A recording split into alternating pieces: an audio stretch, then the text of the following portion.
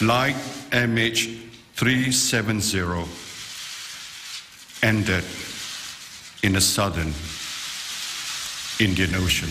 As every hour goes by, the search area gets bigger and bigger. When Flight 370 went off grid on March the 8th, 2014, it became an international mystery. It's just not acceptable for an aircraft full of passengers to vanish. The world can't tolerate that. How can a state-of-the-art plane and 239 passengers and crew simply disappear? The Malaysian 370 could be the 21st century Marie Celeste. Nothing's ruled out over the mysterious loss of a Malaysian airliner. It challenges everything we know about modern aviation technology and exposes disturbing gaps in communication and security. It's how we think outside the box to help us manage this kind of situation. We've gathered some of the world's leading experts in air travel to explore 10 vital missing links surrounding the disappearance of Flight 370. We've got so much smart technology. We've got our mobile phones, we've got GPS, we can find anything anywhere in the world. We've actually lost a plane. Will this terrifying incident change our travel through the skies forever?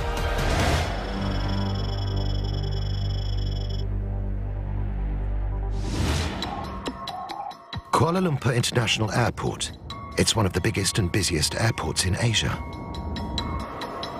Like many other aviation hubs around the world, hundreds of flights take off from here every day. On March the 7th, 2014, a few hours before its scheduled departure, 227 passengers are checking into Malaysia Flight 370. Flying overnight, they're due to arrive in Beijing at 6:30 a.m. The passengers first have to go through standard airport security. While their identification documents are checked and their luggage screened, the Boeing 777 is being prepared for departure. Reporting into work, the 12 crew members of Flight 370 are headed for the plane. They too have to clear security.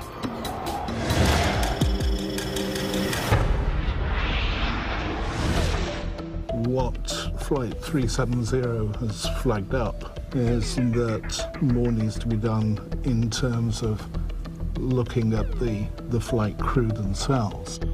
This security footage shows both Captain Zahari Ahmed Shah and his co-pilot Farik Abdul Hamid going through a scanner before getting on the plane. The easiest way to go through security and harm aviation is through the crew. Nobody checks the crew. In many countries, the only thorough background check pilots submit to is when signing up with an airline. But before a flight, they simply get waved through the scanner. It appeared to show the captain going through the scanner, and then the security officer stepped forward and literally pat him on the chest and then sent him through. So there is a gap there. If there is a bad apple among the pilots, you have the risk of someone who's going to make use of the loopholes to disappear from the sky. While the flight crew makes its way to the plane, the passengers go through ground security with their passports.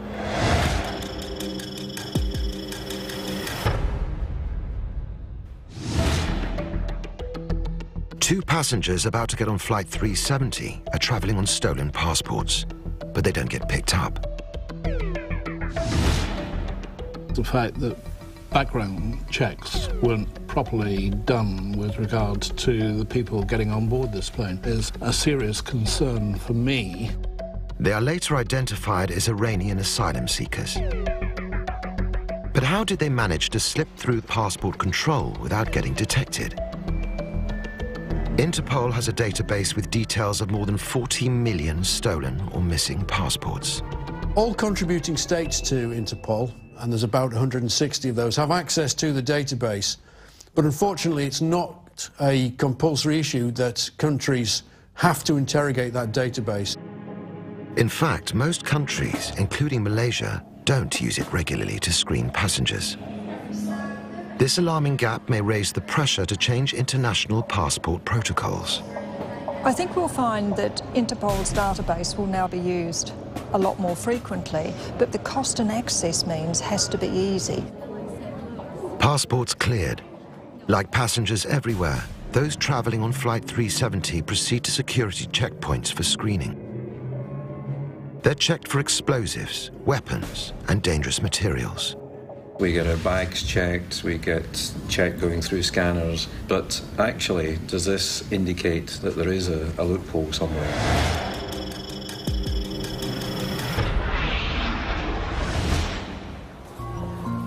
Since 9/11, luggage and body scans have become mandatory in airports all around the world. But the process is not as comprehensive as we think. Our carry-on bags don't always get enough attention. You stand in line for an hour, you think this is very high security. But if you look at the actual screening, it takes probably between 12 to 15 seconds. Now, there is a person sitting in front of the baggage check machine, and they see an image every 8 seconds. I don't know anybody who can really check what is in the luggage in 8 seconds. We have weaknesses in there because there's certain fundamental functions we just haven't yet got the equipment to do, like finding explosives in carry-on luggage. You can have a little explosive in there, but it might look like a chunk of salami or a big chunk of cheese.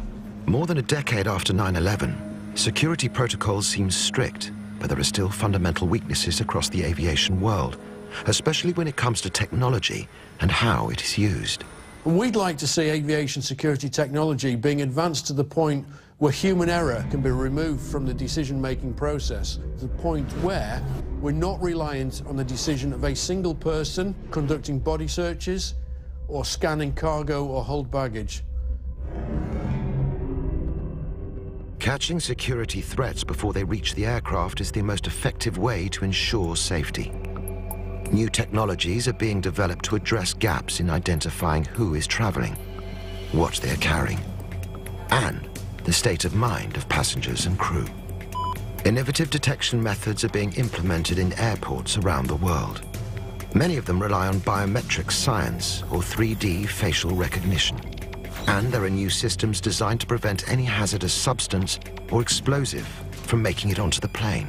Technology could be improved in hold baggage screening or cabin baggage screening, where a sophisticated algorithm within the X-ray machine itself has the ability to detect the presence of an explosive device and automatically contain that. While there is no evidence linking crew members to the disappearance of Flight 370, it raises questions about the need to evaluate them regularly. There are new techniques that focus on physiological and psychological indicators. The system that verifies your identity, which is look at your eye movement, can also see if you're drunk, if you have a problem, and if you're anxious. We need to find out that at least the pilot, the co-pilot, and the purser are not under duress before they enter the cockpit and the plane. With behavioral screening, nervousness or sweating or whatever might indicate that that person has something bad in mind. But much of this blue sky technology is still in the future. And for many air authorities around the world, it's simply a question of cost versus risk. There's a sharing of technology is required. What we need to do is to get these advances in technology out of the developed world and into the developing world. With security and safety checks complete, Flight 370 is approved for takeoff at 12:40 a.m. The Boeing 777 leaves the tarmac of Kuala Lumpur Airport for the very last time.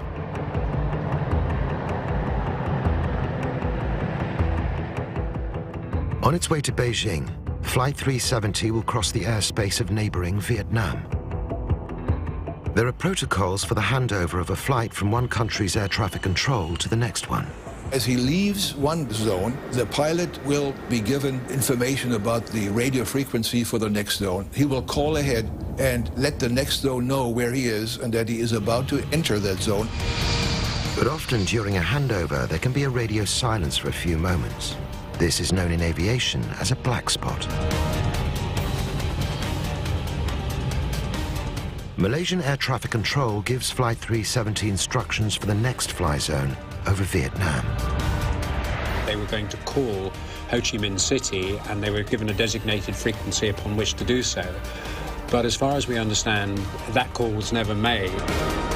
Exposing the next missing link as the final words from the flight deck echo into the ether. Good night, Malaysian 370.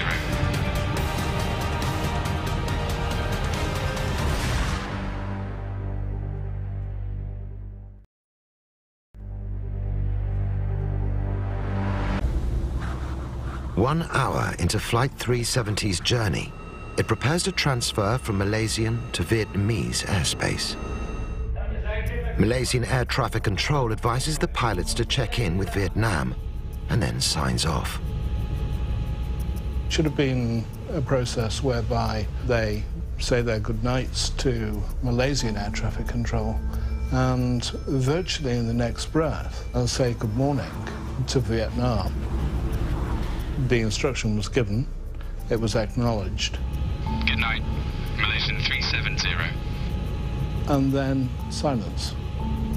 This incomplete air traffic control handover is the next missing link in the chain.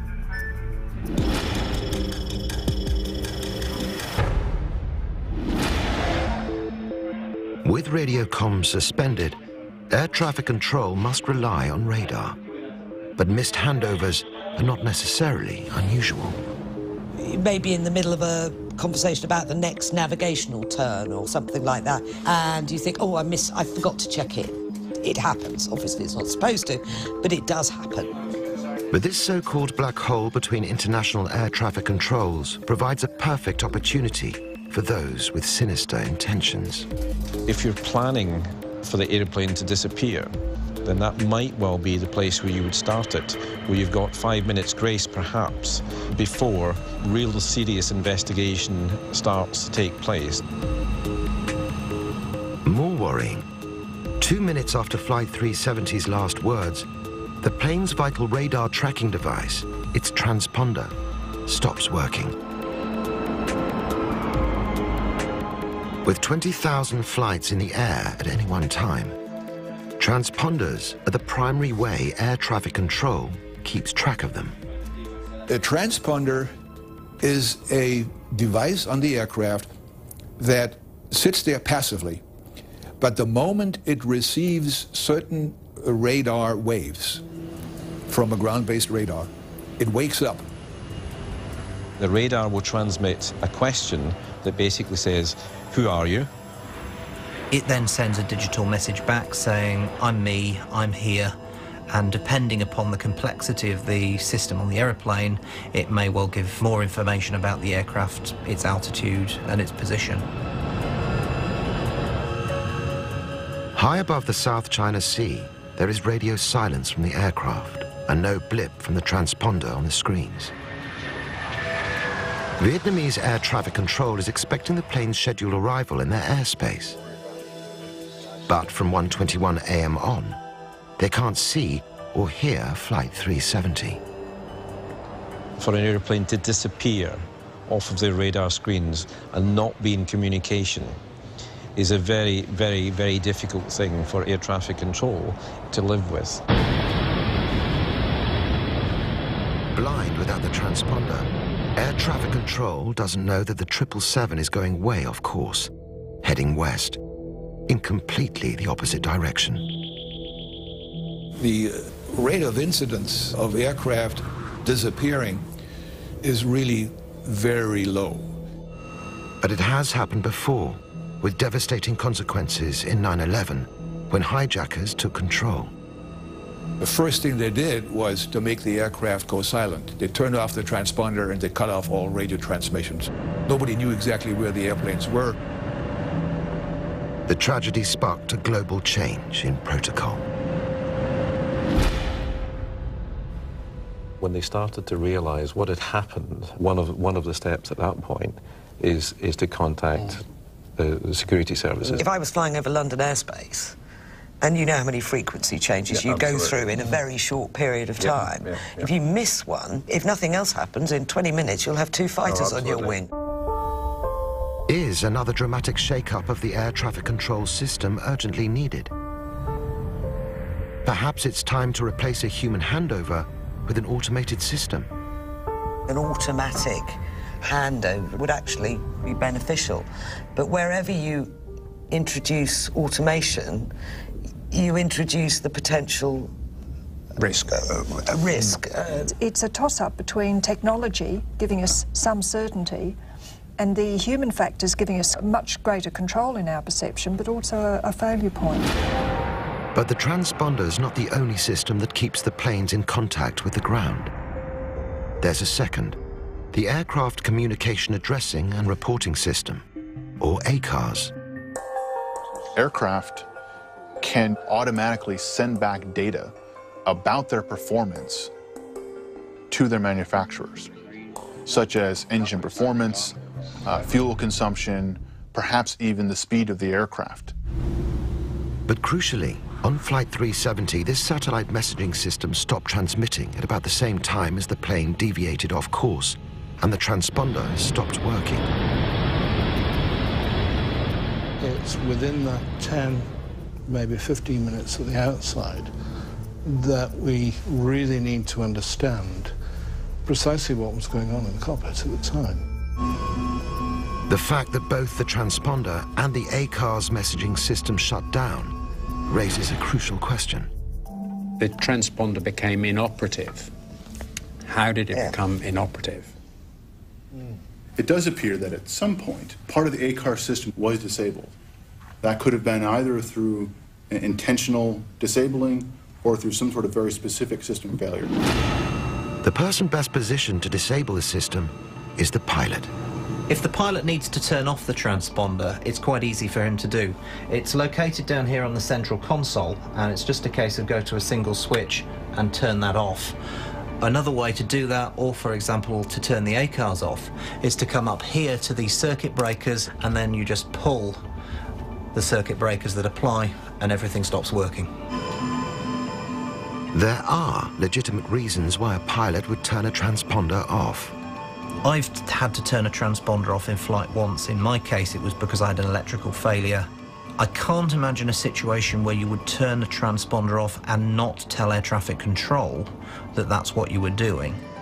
Whether accidental or deliberate, should pilots have the option to switch it off without consent from the ground?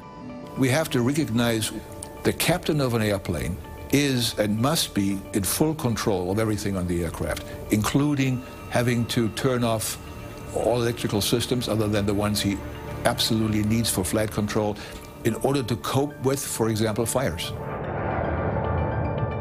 The idea that you could be overridden from the ground, I find actually quite terrifying.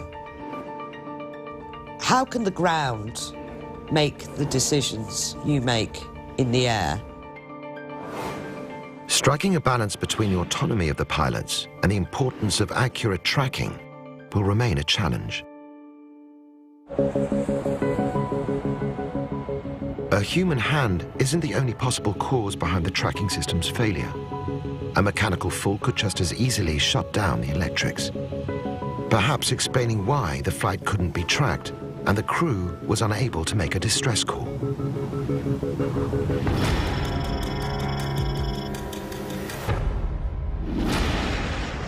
The Boeing 777 has been flying for 20 years and has one of the best safety records of any commercial aircraft. The 777's a very safe aircraft. There are over 1,000 of them in service, and their accident rate is particularly low. But mechanical failure isn't unknown. In 2008, frozen fuel caused a 777 to crash land at London's Heathrow. Mayday, mayday, speedbird, 95. But a more likely scenario for a mechanical failure on board Flight 370 is a cockpit fire, like the one on Egypt Air 667. A short circuit in the electrics ignited the oxygen line into the cockpit. Within 30 seconds, the fire had burned a suitcase-sized hole in the fuselage. If a mechanical fault is to blame, it could explain why Flight 370 unexpectedly turned west. Any sort of smoke, fire, anything like that, your first move is to land as soon as possible. if something similar happened to Flights 370. That explains the term. Aviate, navigate, communicate. It's not desperately surprising that they didn't manage to get out an emergency message, because had it been some sort of bad cockpit fire, you're talking 20 to 30 seconds. It's not a lot of time. But there is no attempted landing. Flight 370 flies on in the wrong direction, heading out to sea. However, onboard tracking and comms were disabled. One vital communication link kept going: the pings or handshakes from the satellite antenna. Pings were an automated response from the aircraft saying, yes, I'm still here. Crucially, the pings keep transmitting for 6 hours after the plane has veered off course. This development will prove vital in the search for Flight 370. While those pings don't give us any data in themselves of where it may have been located, we know through those pings that the aircraft was in flight for a number of hours beyond when it lost contact. We now know the plane flew towards the wilds of the Roaring Forties, some of the most inhospitable seas in the southern Indian Ocean. But was man or machine in control? If the pilot stopped flying the aeroplane, the autopilot will normally carry on, and it will keep carrying on until it's landed the aircraft at its destination, or the aircraft has run out of fuel or something else has gone wrong. Like a ghost plane, was autopilot taking Flight 370 to its final resting place, leaving the world to wonder where it had gone?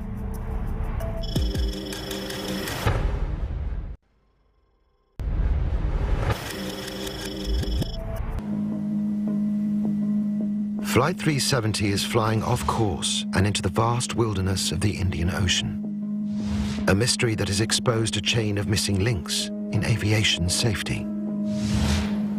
On the ground, the world is just waking up to the breaking news. There is a missing plane. Relatives and friends in Beijing have gone to meet the arrival of Flight 370. But it never turns up. Malaysia Airlines confirmed that the flight MH370 had lost contact with Subang Air Traffic Control at 2:40 a.m.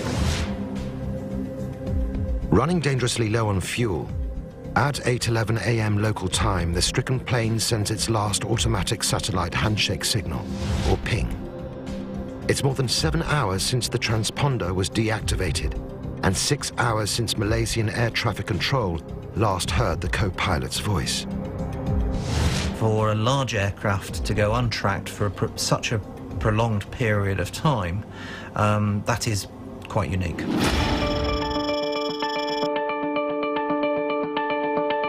It's incredible that when we've got so much smart technology, we've got our mobile phones, we've got GPS, we can find anything anywhere in the world, we've actually lost a plane with all those souls on board. So how do you find a missing plane? The first method is by tracking from the ground using radar. A key missing link: our reliance on technology with limitations. Radar's been in existence since the Second World War, really. Radar relies on there being a ground station nearby and runs out within a couple of 100 miles of the coast. Flight 370 vanishes from air traffic control radar screens as its transponder is deactivated, less than an hour into its flight, and just 2 minutes after the co-pilot has said goodnight. The military, who use primary radar that doesn't rely on a transponder, are still able to track the plane. But after 90 minutes, they too lose sight. Looking at primary radar, it has limitations. It perhaps has a range of 100, 120 miles at the sort of level that the airplane was at. So it's of limited value. Malaysian military radar plotted an unidentified object, later assumed to be Flight 370, at a point south of Phuket. Thai military radar logs also confirmed the plane turned west. The thing that has scuppered us is the lack of ground stations. So we have coverage a few hundred miles out from the shore, but actually, in general, we're not covering large areas of sea where this aircraft seems to have gone. So as Flight 370 drops off all radar, is anyone watching? And if so, who?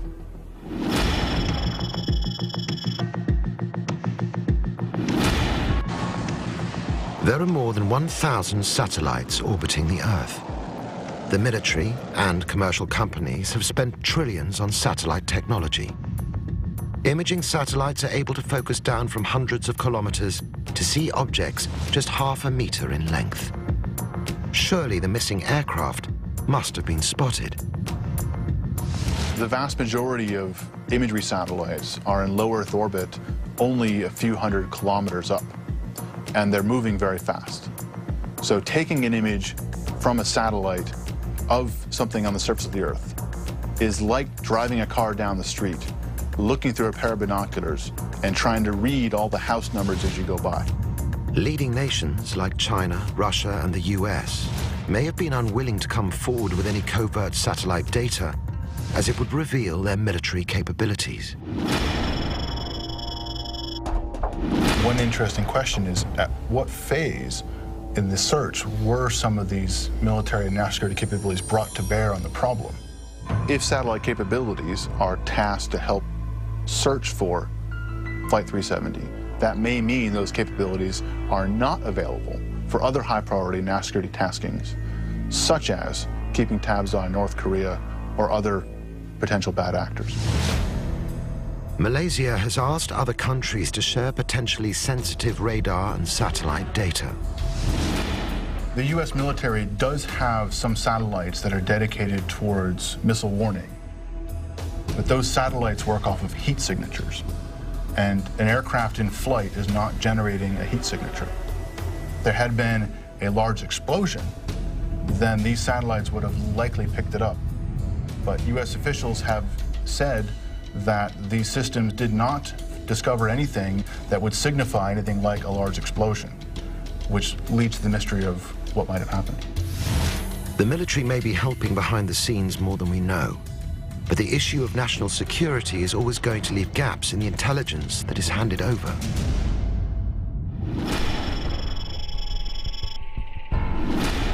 With few hard facts to go on, the Malaysians now desperately need information and cooperation from their neighbors and the international community. We had the early part of the investigation, a lot of information, conflicting information, and changing search areas that really led to quite a bit of wasted time. Search efforts on the ground are hindered by lack of information. There's no effective dialogue between countries and aviation authorities, making it hard to get an overview of what is happening. It was crisis upon crisis upon crisis. No management of that crisis. Pieces of information about the whereabouts of the aircraft at the early stages perhaps should have been filtered up to a much higher level, a much higher authority. There was one piece of information revealed by British satellite company Inmarsat. Satellite data from the aircraft pings. But this was ignored, perhaps until it was too late. With the loss of this plane, what we found is that the countries haven't coordinated and the time has been lost. There are protocols in place for international disasters, but the circumstances of the disappearance of Flight 370 are unique. For a search effort in international waters, the nation affected can invoke the Charter on space and major disasters, to task countries like the US and China to help.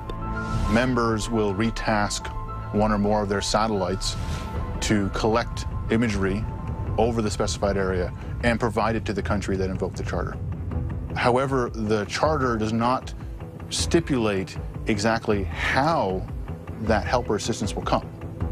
And it's up to the countries really to do a lot of the legwork. There's probably more we can do in the cooperation between different organizations and countries that have different capabilities, particularly satellite imaging, satellite communications. The protocols are there, but the nations involved need to find a way to communicate faster and more efficiently. It looks like the unsolved mystery of Flight 370 might bring countries into agreement for a standardised approach, and perhaps an overarching, truly global body sort of may start to evolve, and we do need it. While the world searched the South China Seas for Flight 370, in London, the techies at Inmarsat decided to track the plane by taking a closer look at the data from the satellite pings, or handshake signals. The system kept doing this automatic pinging of the home network. There was a signal coming from the ground station that said to the aircraft, essentially, "Are you there?" And the aircraft replied with a, "Yes, I'm here." And that was occurring on about an hourly basis on a pre-scheduled time and frequency. But satellite pings to and from aircraft are not intended to locate planes. Despite the lack of data, however, back in London, the team take on the challenge. Programmers use the 8 pings the plane did send to track down its possible flight path. Analysis isolates 2 possible corridors the plane could have used.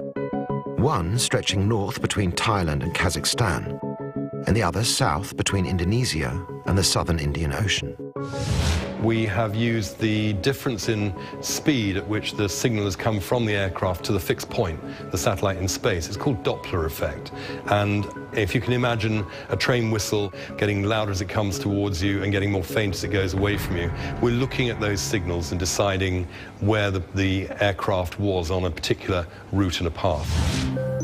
The team went one step further, designing some complex algorithms to analyze past data of Malaysia Airlines 777 flight paths to Beijing. By doing this, they were able to work out the most likely routes the plane could have taken, the South Corridor.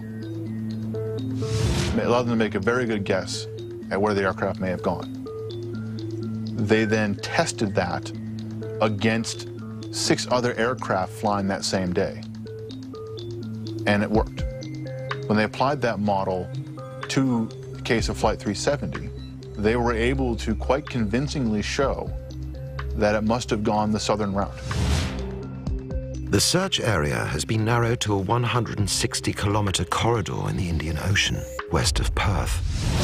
The Malaysian Prime Minister breaks the news. According to this new data, Flight MH370 ended in the southern Indian Ocean. Investigators now know the most likely spot the plane went down, and the multinational search and rescue operation is underway.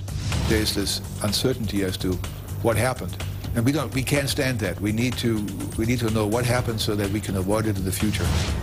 But there is a vital piece of evidence they still need to find. The flight data recorder and cockpit voice recorder, the black boxes. Those 2 units should survive a considerable impact, and they can certainly survive being submerged in water. And if investigators do find the black boxes, curiously, they could prove to be the most challenging missing link of them all.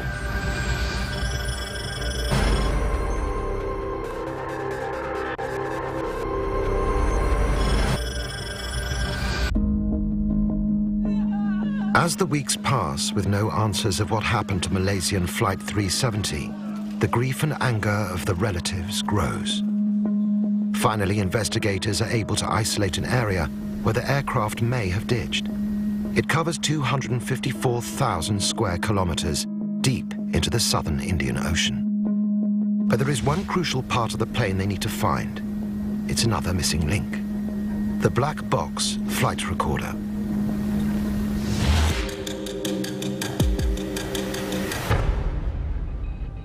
Once we've identified a wreckage field, we have to find black boxes, the 2 recording devices, and the question is, what can that tell us? There are 2 parts to the black box, both situated at the rear of the aircraft. Well, the cockpit voice recorder records voice and sound from 4 microphones on the flight deck. The flight data recorder, however, records data from different sensors around the aircraft. On something like a Boeing 777, there'll be up to 1,500 parameters recorded. So it'll be recording speed, altitude, cabins depressurized, a whole host of parameters. Black boxes are fitted with an underwater locator beacon, which is activated when it hits salt water. It emits a ping, and it emits a regular little heartbeat signal just to say, I'm here.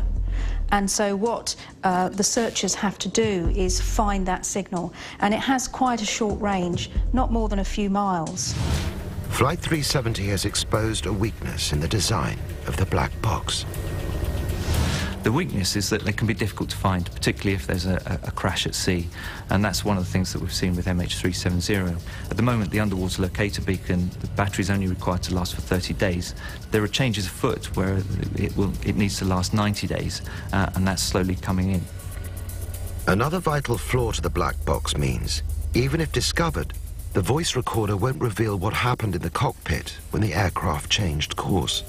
One drawback on the voice recorder is it only has a 2-hour duration, and that isn't sufficient. We may have missed that event which caused a problem, and that data is then overwritten.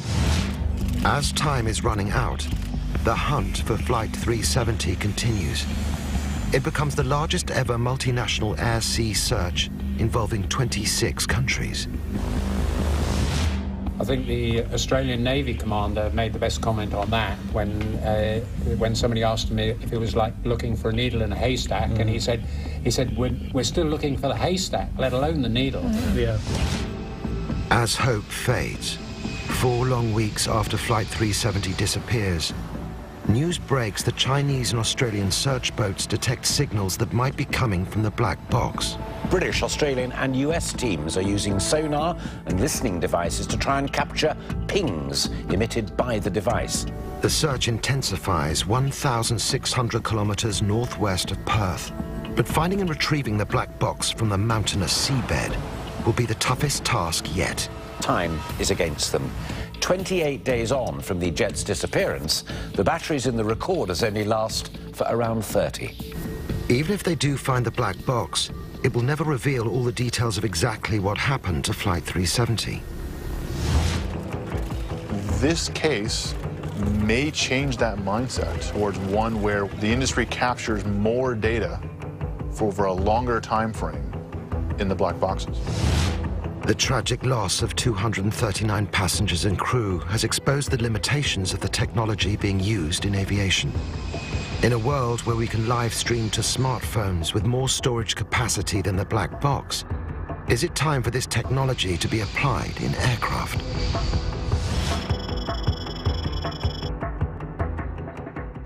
I think a near-term priority is going to be figuring out some sort of a solution to be transmitting real-time data from aircraft in flight to systems on the ground. In fact, such technology is not far away, and some innovations could be fast-tracked as a result of Flight 370. Cranfield University, a leader in aerospace research, is developing a revolutionary information system, trigger transmission, which utilizes real-time data from an aircraft. Rather than streaming data from the aircraft all of the time, we wait for the aircraft to get into an unusual situation, maybe in the middle of an accident, and then we choose to start relaying information, its height, its speed, its roll, its pitch, parameters like that, to try and understand whether something unusual is happening. Trigger transmission will send vital real-time data to the manufacturer and will make it easier to locate an aircraft in the event of an incident, such as Flight 370. But it could be years before it's certified and fitted to passenger aircraft. There is already some technology available to airlines who choose to install it, which allows live performance feedback. Newer aircraft engines from companies like Rolls-Royce and GE do have the capability to automatically send back data about their performance to their manufacturers. It's unknown if Flight 370 had this in operation. had the automatic data reporting been enabled, that may have helped narrow the search window for where the flight may have ended up. But could aircraft of the future using live data streaming go one step further with a virtual pilot, erasing the possibility of any human error? The University of Tokyo are developing a smart flight control system using artificial intelligence. The main reason of the aircraft crash is the human factors or human errors. I think we have to develop the fully automatic control system without pilot operations. When the pilot cannot control the aircraft totally, for example, the lack of oxygen or the terrorism, the ground station can control the damaged or uncontrollable aircraft for the safety landing. As scientists search for innovative answers, solutions may come from technology being developed to meet passenger demand, to be as connected in the sky as they are on the ground. Hyperconnectivity in the skies is about to be made a reality with Global Express. We are in the process of launching 3 geostationary orbiting satellites, which will orbit the Earth at 38,000 kilometers and be able to provide coverage all over the Earth. It promises to revolutionize air travel and the connected world as we know it. It's the benefit of being able to bring your own device onto aircraft, whether that's a laptop or a tablet or your smartphone, and being able to hook up to a wireless access point which is installed in the aircraft. So watching TV, connecting to internet, having the same speed as you do on the ground. Well, I think with Flight 370, what we really are seeing is we've got a world now where we've got passenger comfort, we've got entertainment systems, business appetite, and it's throwing a spotlight on the fact that we really are putting all of those issues ahead of security and safety. While hyperconnectivity and live data streaming may help close some of the current technological gaps, scientists are already thinking ahead. Well, the 6th generation of satellites won't be out until we're into 2020, but we are already planning that.